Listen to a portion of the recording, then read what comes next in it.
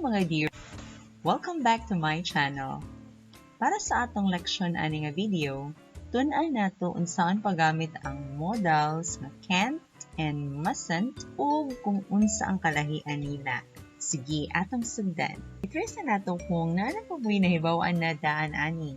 Kung unsa nga prohibition ang saktong gamitan og can't and mustn't. So, pili lang kung unsay sakto sa kada sitwasyon, can't ba or mustn't. First, ingon si Papa, "My dear son, I'm setting the curfew in this house at 8 p.m. So you blank go out beyond that time." Kung yan si Johnny, "Yes, Papa." And second situation, ingon si Jenny, "Hey bro, there's a live band playing at the town center right now. Let's go watch and enjoy." Ingon si Johnny, "Oh dear sister, haven't you heard what Papa said? Our curfew is 8 p.m. It's already 9 in the evening now. We blank go out anymore." So, unsa man ang angayang ibutang sa first situation, can't or mustn't? How about sa second situation? Can't or mustn't? Sige, atong tan-awon.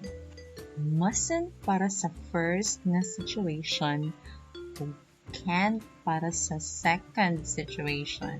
Sige, adto ta sa explanation. Pangutana, nganong mustn't ang tubag sa first situation? Ang mustn't man good, gamiton kung ang nag-istorya, hindi si Papa, maoy nagbawal sa uban kung unsa ang dili buhaton. Siya mismo ang naghimo sa rules and regulations. So, sa atong example, si Papa ang nag-set sa curfew. Ang curfew nila 8 p.m. Ug iyang giingnan si Johnny nga dili na pwede mo gawas kung mulapas na sa ilahang curfew. Siya ang naggama sa rules. Siya ang nibawal kang Johnny. Mao nga, mustn't ang iyahang gamiton. Mo ni saktong gamiton ani nga situation. So, ang mustn't, ang speaker, ang nag-istorya, mao ang nag-impose, nagpatuman sa balaod nga unsay dili pwede. Nasabtan ba? Adto ta sa ikaduha nga situation. Nganong can't man pod ni dinhi? Can't atong gamiton kung ang nag-istorya igo ra nga mi-share sa uban kung unsa ang dili pwede buhaton kay naa nay rules and regulation nga kinahanglang sundon. So ang rules and regulation ginama sa uban, usually sa authority, ug dili sa nag-istorya. So, for example, dinhi si Johnny sa atong example, niingon siya, "We can't go out anymore." Pero dili siya ang bawal nga gawas. Si Johnny, sa atong mga examples, giistoryahan ni Papa nga bawal mo gawas after curfew. So, pag-share niya diani about curfew ngadto kang Jenny, can't ang iyahang gamiton. Kay si Papa man ang nagama ani nga balaod. Si Papa said. Dili si Johnny. Igo ra pod na nagmatngon si Johnny kung unsay dili pwede buhaton. So, can't, gamitin nato kung ang speaker igurang ni-remind sa uban kung unsa ang dili pwedeng buhaton. Dili sila ang naghimo sa rules and regulation. Dili sila ang nagpatuman. Igura silang nag-istorya kung unsa ang bawal. Nasabtan ra? Sige, atang tunan unsaon ni siya paggamit sa sentence with the right structure. So, kung gamiton nato ni siya sa sentence, dapat ang iyang verb pattern, ang iyang structure, mao ni siya. Tungod kay modal man ni ang duhang can't o mustn't, cannot o must not, ang partner gid nila base form of the verb ra jud. Wala na lain. So, can't go. Dili pwede can't going. Dili can't went. No?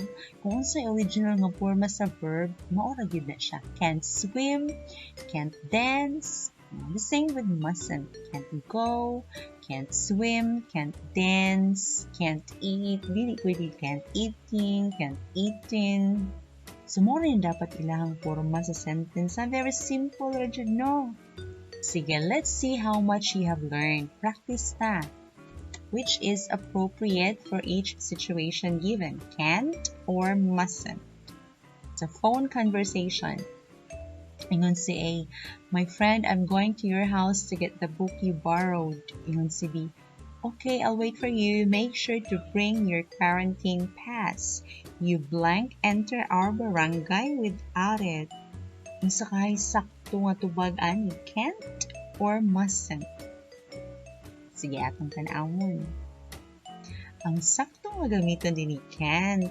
Na naman, dili ka kasud sa barangay kung walay quarantine pass. Dili ni himo-himo ni B. No, balaod ni sa local government unit. Regulation ni sa LGU. Dili ni siya gama-gama lang ni B. So, dapat can't. Nag-remind ra si B kung unsa ang bawal. Kay gimando na sa ilahang LGU. Sige, practice na po ta. One more. Ingon si A, I'm so excited to go back to school today. Ingon po si B, me too. Remember to bring your ID. You blank. Go inside the school without it. Mga excited ng eskwela kay dugay na kaayo nga walay face-to-face. Sige, unsa ka ang sakto diyan? Can't or mustn't? Atong tanawon. Can't ang sakto diyan. Nga naman, kay naghisgot man ni og regulation sa eskwelahan. Di ka kasud kung wala kay ID, dili ni siya mugna-mugna ni B. Igura siyang ni-remind ni A kung unsa ang regulation sa eskwelahan. Nga bawal mosulod ang walay ID. So, can't ang gamiton. Sayon ra no.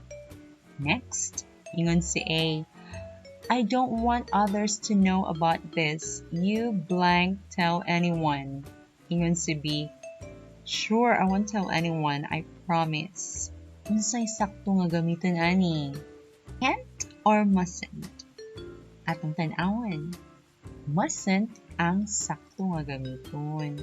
Nga naman, kay ang nag-ingon nga dili ka pwede mo istorya ani sa uban. I don't want.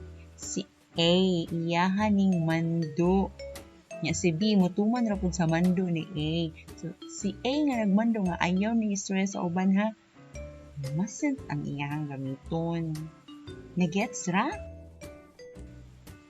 Ug mao to ang mga saktong paggamit sa can't and mustn't to express prohibition. I hope na may na-learn ani nga video. Thank you so much for learning with me. See you next time. Bye-bye.